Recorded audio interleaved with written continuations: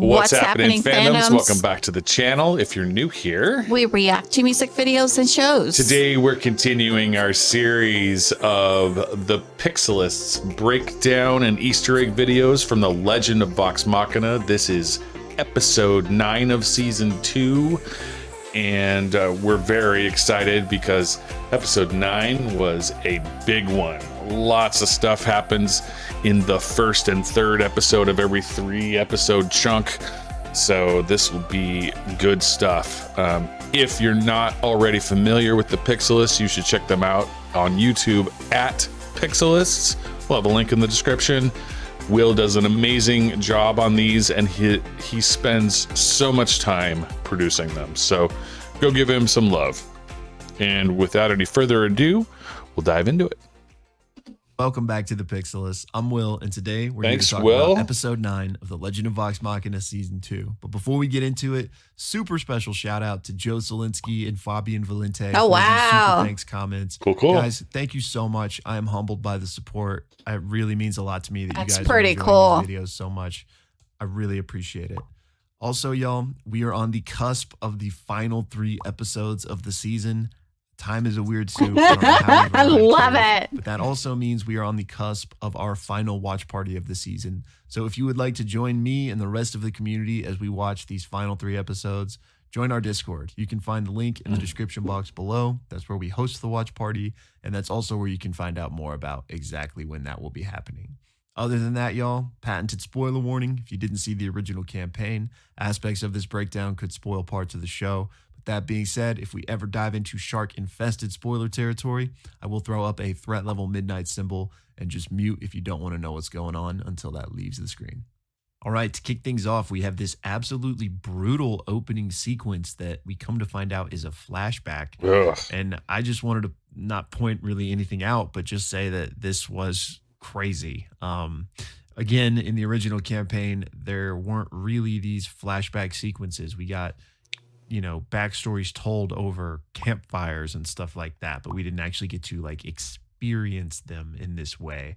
So cool to see, even though it was, a bit hard to watch. Yeah, it was rough. Might be my favorite Easter egg of the episode and maybe the whole show just because of how random it is.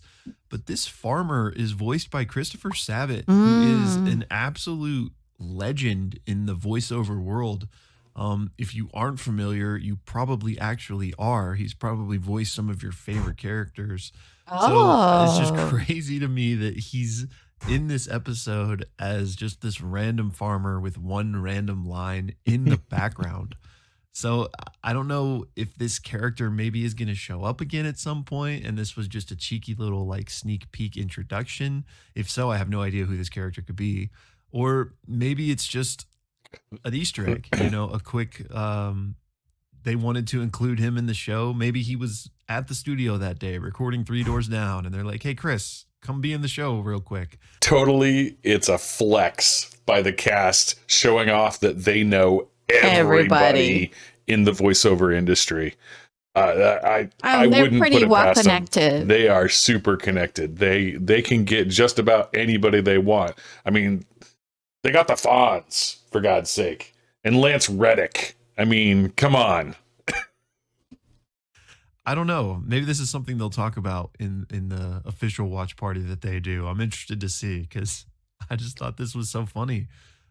What's interesting, though, is we don't see him die, which we pretty much see everyone else that's introduced in this opening sequence die. So maybe he will pop back up, but I'm going to guess it's just kind of a cheeky little joke, but it really caught me off guard. This flashback also afforded us our first glimpse at a young Grog, something we never got to see in the original campaign.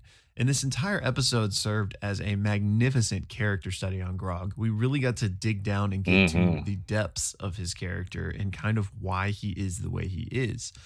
Now, that's not to say Grog didn't have depth in the original campaign. He did, but it was in fleeting moments, few and far between. And not because Travis didn't construct it. It was just because Grog was kind of the comic relief and he was this very low intelligence character.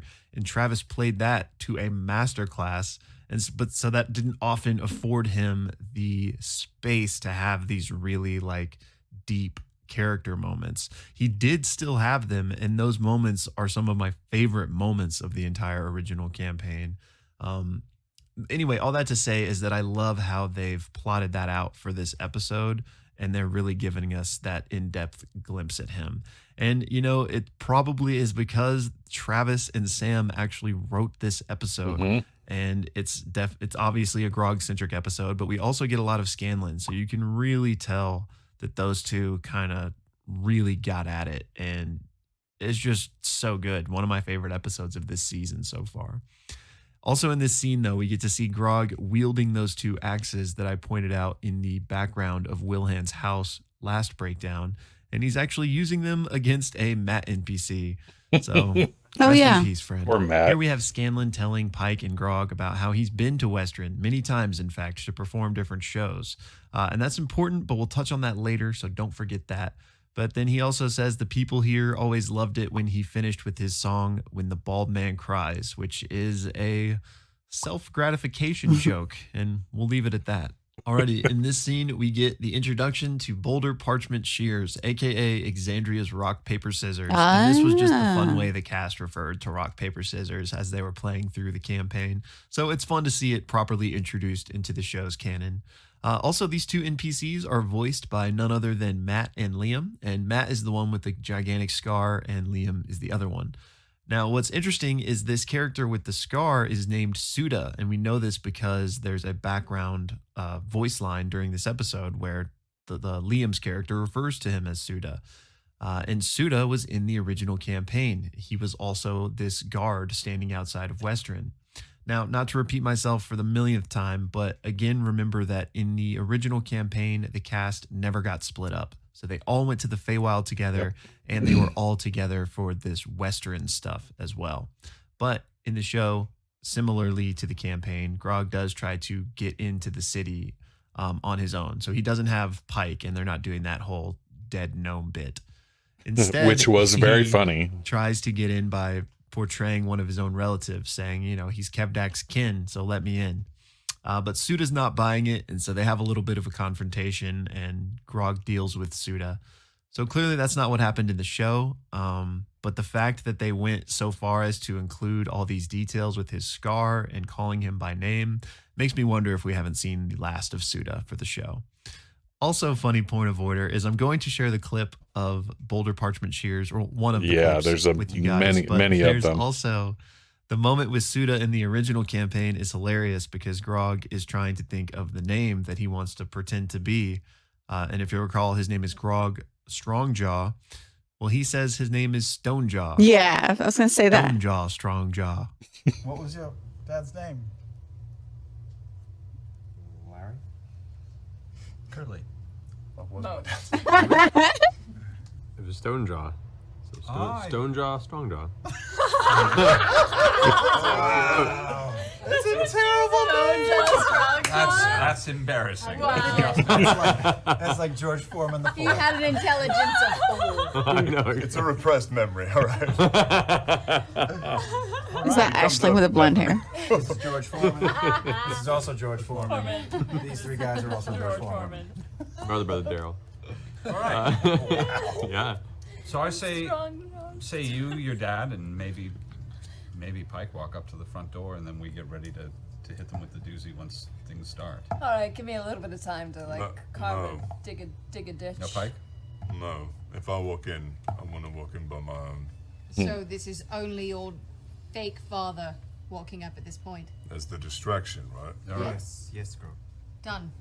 Nice. So put out your hand like this, What's going to happen? and take your other hand, and you either make a boulder, a piece of paper, or a pair of shears, right? And we do it on 3. To be perfectly honest, I'm not entirely sure what's happening either. You've never played Boulder Paper Shears? That's the best thing you've ever said, Marisha. Literally, that just went right up my nose. It burned. That's not pleasant. Oh, okay. Of course I played Boulder Paper Shears. Right. It's just to see who goes first. Ready? 1, 2. Go. With just your hands? Yeah, just a backhand. Okay. Both of you guys will attack. Oh my gosh! Folder parchment shears. Boulder Parchment Shears. Okay, 24. Natural 20! Why do you want a natural 20? You're gonna kill him! I'm sure some of you that didn't see the original campaign are very curious as to what exactly is happening in that scene, but maybe we'll get to it in the show eventually and we can call back to this. Otherwise, you're going to have to watch because I don't want to spoil that for you guys. Yep. Anyway, moving on, we have this quick bit where Grog is trying to recall how many in his clan there are. And he said, I heard somebody say hundreds before. And he uses like the wrong grammar here. And, you know, he clearly is not familiar with numbers. And this is a callback because Grog in the original campaign couldn't read, write, or count. And there are actually a few different funny bits that stemmed from this that I'm hoping we might get to see at some point in this show. Also in this scene, we have Scanlan, you know, going full hero mode and saying that he's going to go in by himself and see if he can get this done. This never happened. He puts on his beret and goes full revolutionary Scanlan, which we also saw in season 1, and I touched on it in my season 1 breakdowns. So we're not going to get in depth on it here. Not that there's much to get in depth on, but essentially this was a recurring bit that Scanlan had in the original campaign. With his beret and all, he would go full revolutionary mode. Also, we get him casting polymorph, which he did in season 1 as well. And he actually uses the same magical phrase here, Navash Navan. So I'm glad they have the continuity of keeping that the same. And I'm curious if that means anything to anybody out there that, you know, speaks various languages or knows Latin or, you know, whatever it may be, if it's not just completely made up. I'm sure it's just gibberish. But knowing Sam, I wouldn't be surprised if there was, you know, some deeper meaning. Or a dick joke. They even dedicated a song on the season 1 soundtrack to Navash Navan. So there might be something there. But I also just love that the dragonfly has the little beret still as well. Yeah, that was... Alrighty, from here we have Grog telling Pike what really happened between him and Wilhand all those years ago. Now, I touched on kind of Grog's backstory in an earlier breakdown when we were talking about Kevdak, so I won't retread it all completely here. But this was cool to see animated finally because, you know, previously this was just the backstory. Like for Grog. 2 sentences. And it's very true to the original backstory. You know, he runs into Wilhand, has this crisis of conscience, and is ended up beaten and left for dead by his clan because of it. A couple of cool details amidst these flashback sections is we have Grog, you know, fighting Zanror a couple of times, albeit briefly. And in the original campaign, the history with Zanror, his cousin, was kind of tumultuous because they bickered and fought a lot in their younger days, and Grog always won. So it's kind of cool to see Grog, you know, basically be better than him in these flashbacks as well. Also, just seeing the Titanstone knuckles kind of get used fully and hear those cracks of thunder. Vicious. And the sound design on these hits was amazing. I could just feel it in my stomach. It was great.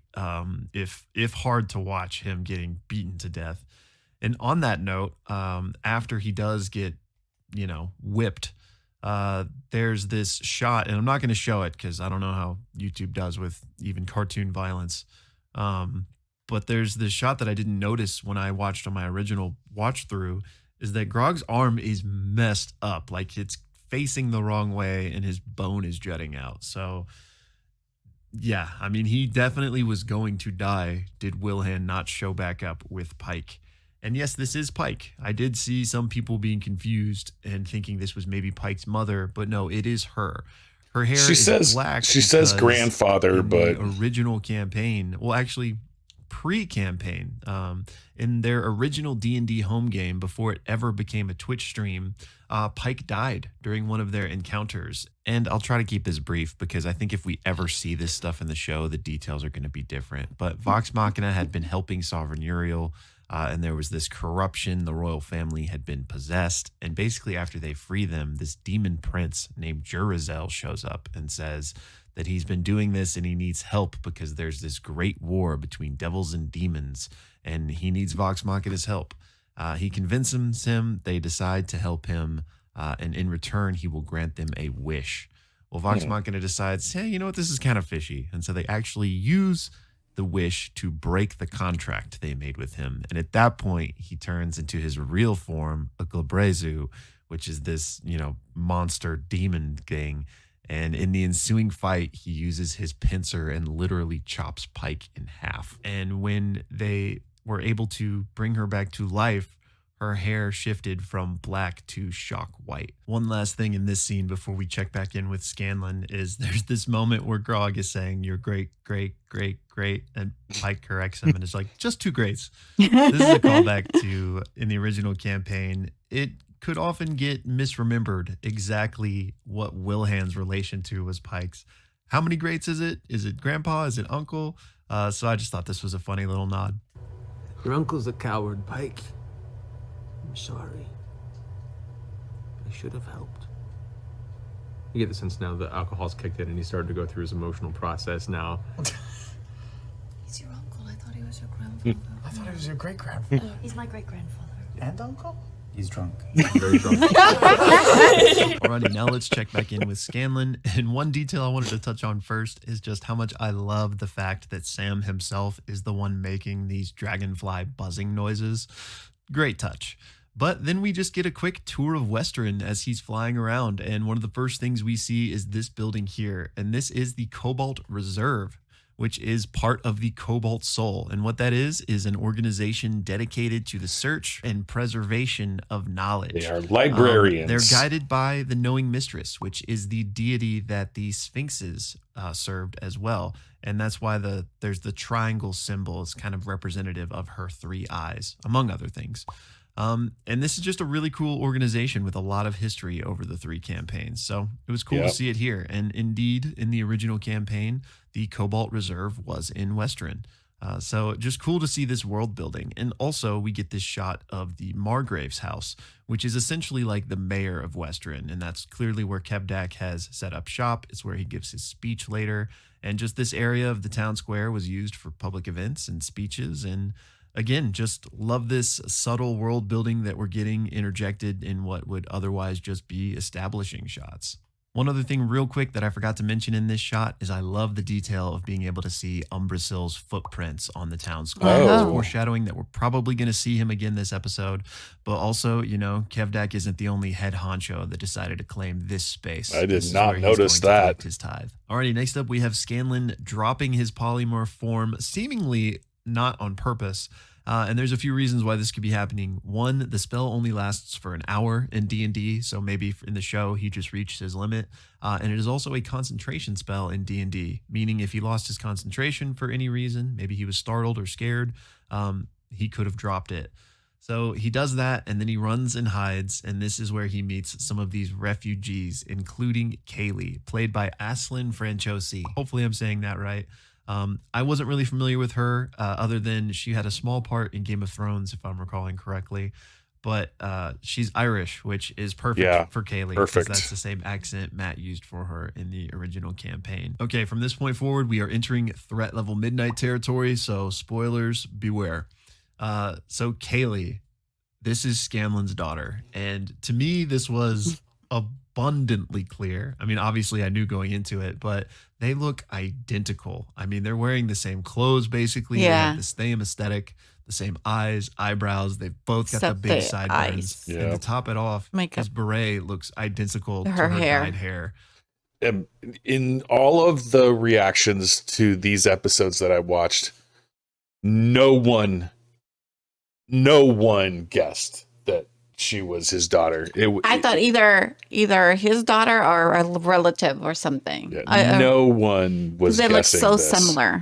For people who know, they're like, how can you not know? Because they look identical, right? So from that perspective, it's so obvious. But I didn't see anyone guess it wasn't for me. Who Keylith was. No one. I watched a dozen different reactors, and not one person figured this out until much later. So it seems very obvious, but it is definitely not obvious.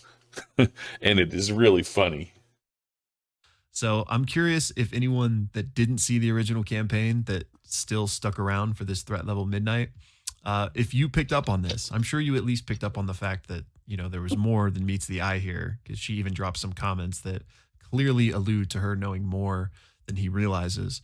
But did you pick up on the fact that this was literally his blood? I'd be interested to hear. In addition to this, we have some changes from how this played out in the original campaign. First and foremost, the timeline's a bit shifted, but part of that is due to just how they've changed things in other areas for the show. Not really worth speaking on. But what's interesting is in the original campaign, Scanlan runs into her, doesn't know it's his daughter, and he hits on her, tries to seduce her, basically. I mean, just doing typical Scanlan stuff.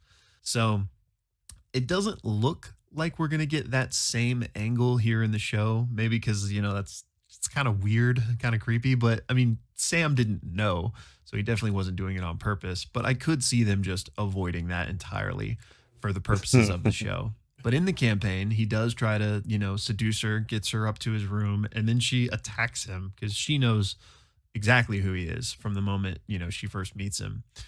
So it'll be interesting to see if Kaylee still, tries to attack Scanlan in the show, even without, him trying to seduce her portion.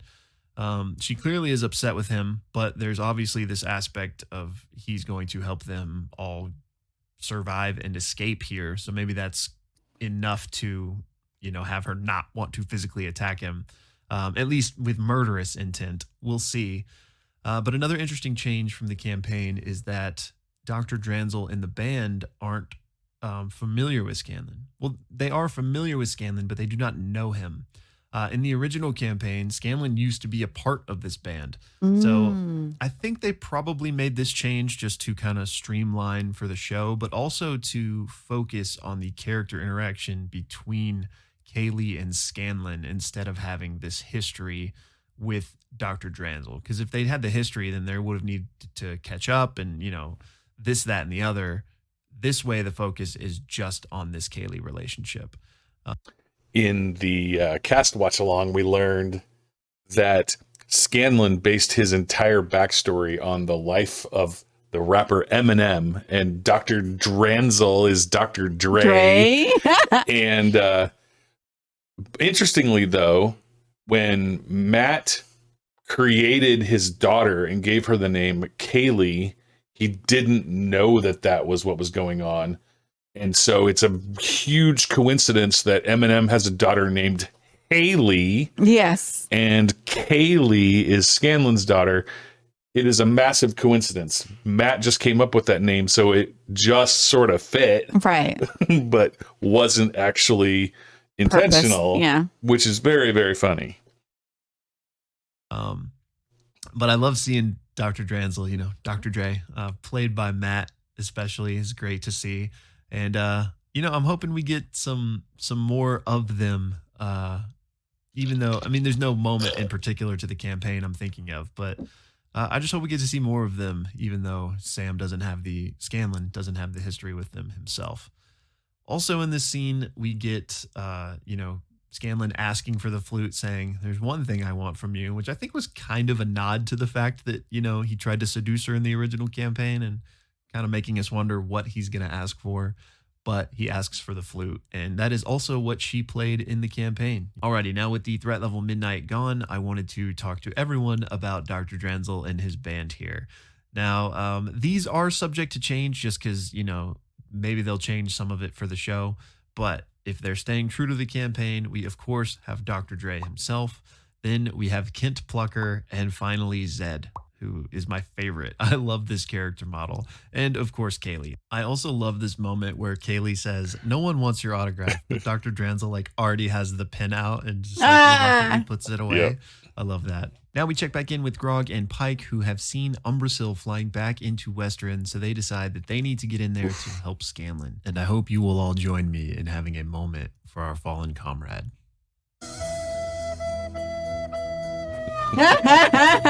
The pig. The music. Rest in peace, my friend. Now, as we check back in with Scanlan and Kaylee and co., Scanlan, now with her flute in tow, is able to help them get away. I didn't mean to rhyme there. That was kind of cool, though. In D&D, you need certain components. Sometimes those are verbal, sometimes they are somatic, sometimes they are material, but sometimes you need a casting focus. Or in the case of bards, and like Scanlan here, you need a literal instrument sometimes to do some of your spells. So that's why he needed her flute. And then when he had it, he was able to do a couple of things that we're going to see here.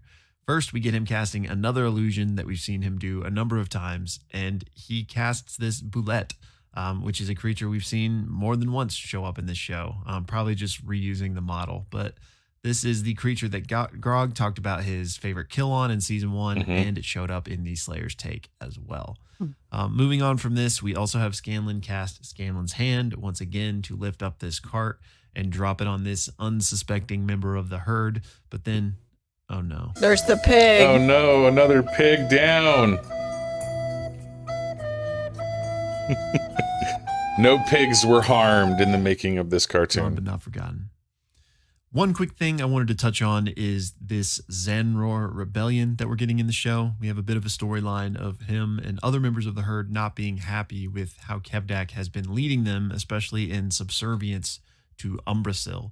This storyline was also in the original campaign, but there were some slight differences. One, Zanror had a wife, which maybe he still does in the show, and we just haven't met her yet. And two, there was another member of the herd that is seemingly not in the show, and that was this advisor to Kevdak. I could totally see that character just being trimmed for fat, because Kevdak is despicable enough on his own without having this advisor aspect who is kind of also polluting his mind. Yep. A la Lord of the Rings. I can't remember the character's name. But moving on from this, we get one of the most heartbreaking parallels that I've seen yet in the show, and that is when Grog realizes that he needs to stand back and stand up for everyone by confronting his uncle, and this is something that he needs to do on his own. I am loving the culmination of this storyline coming to this moment of Grog realizing, what it is that truly makes him strong. He still hasn't had the revelation of where his strength comes from, but he's getting there. And I'm not trying not to wax too poetic here, but I love how they have rolled all these things this season into this one storyline. Craven Edge depleting him and him being in his weaker form when he's going to have to go, stand up for what's right. And Earthbreaker I'm Groon. so excited for the next episode. But the super stab you in the heart moment here is when Pike, basically begs him not to go and says, "What if I need you?" Which is, this is of course, a parallel callback to what Grog tells Pike in season 1 when she leaves. And this is just magnifique. One last quick detail we have with Kaylee and the refugees escaping the city is we get this shot of Westerin, but in the background we have the enormous Gat Shadow Mountain looming over everything. Now, this mountain was indeed in the original campaign. It is part of Exandria's topography. And in the original campaign, this is where Umbrasyl made his temporary lair as he was, lording over Westerin in this part of Exandria. So it'll be interesting to see if the same is true for the show. But in any case, it's definitely kind of ominous and feels like an omen as it's looming over the city. Alrighty, in the final sequence of this episode, we have Kevdak calling everyone together for a speech where he is fully lambasting his son for coming against him and challenging everyone else. And in this shot, we have these two guards kind of ushering up Zanror, and they are looking very familiar to me. We have this guy on the right that looks like Pipsqueak from Avatar: The Last Airbender. Oh, yeah, he which, does. If you didn't know, Titmouse is the same animation studio that made that show. And we briefly touched on the connection between Marisha's character and her mother and the inspiration there. So I could see this just being a little cheeky Easter egg that the animators threw in. And then the guy on the left looks a lot like Immortan Joe from Mad Max. So that's right. I don't know if I'm stretching with these, but y'all tell me. Alrighty, y'all, that's going to do it for this one. As always, let me know any Easter eggs that you saw that I missed, and I cannot wait for the final 3 episodes. I can't wait for episode 10 especially. It is based on what is one of my favorite episodes from the original campaign. So for those of you that haven't seen it, or even those that have, we are in for a massive treat. And like I said, if you want to watch along with me and other members of the community, definitely check out our watch party. We will be having that Thursday night. Join the Discord for more information, and that's where the watch party will be as well. You can find the link in the description. And as always, y'all, thank you so much for all the love on these videos. You already know the drill. I'm not going to say more than that, but much love. I'm blocking. There we go. And y'all, I wish I had a fun clip to share at the end here. I don't have one that's ultimately relevant, but I actually just now had a good idea for something to share. It's from campaign 2, but it shouldn't have really any spoilers. Oh. So enjoy, y'all. Oh God, be ready for it. She's now flying above, kind of waiting. Going first. Am I going first? No, you're going with her. Oh, I know what this I think is. is first. I think that is one and the same. I thought we were going to talk about this first, though, before we did this. The time for talking is over. I really don't know if that's ever true. Do you want to do Call back. Want to do parchment boulder shears? Boulder parchment shears? Boulder parchment Cheers. Who am I doing it with? Not me. I'm well, fine. maybe I can go with her. I'll do I'll go. Yeah. Okay, ready? Wait, who, all three of us are going? Three-way. Yeah, wait. How do you do? Wait, Feels like this is a dumb idea. maybe it should just be Ready? just you two. You No. Three-way. Okay.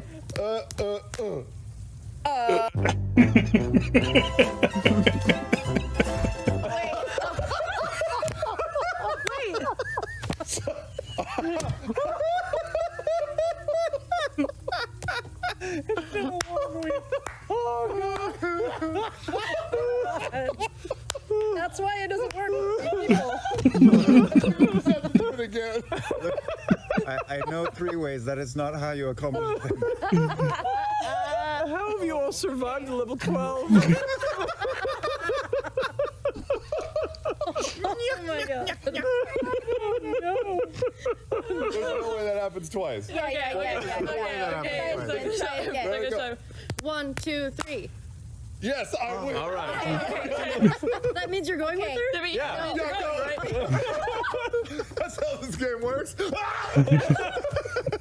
It's brilliant talent. Grasp you in the water and pull you from the lagoon. You guys watch as Ford because it just crest off, ocean dripping from him below. Well worth it. I win. Fuck you guys. All right. So what's the flight marching order here? Mixing it up. I transform and grab the lesbians and take off. Wow, that was a very good one. I knew what was coming. I remember that scene. Yeah, and believe it or not, that is not the only time that happens. They do it again later, and it's a 3-way tie again. Wow. Bunch of fuck ups. Oh, thank you so much, Will, for the breakdown on episode 9. We have seen episode 10, and it is, I think, my favorite episode of season 2. The best fight, I think, in the whole thing. Probably. Speechless there, huh? Yeah. Well, Yeah, thank you probably. again for tuning into our channel. Don't forget to give your lovings and your support to Pixelists. The link will be in our description below. Thank you for your love and support to our channel. We really appreciate you guys. Thank you again, and see you in the next video.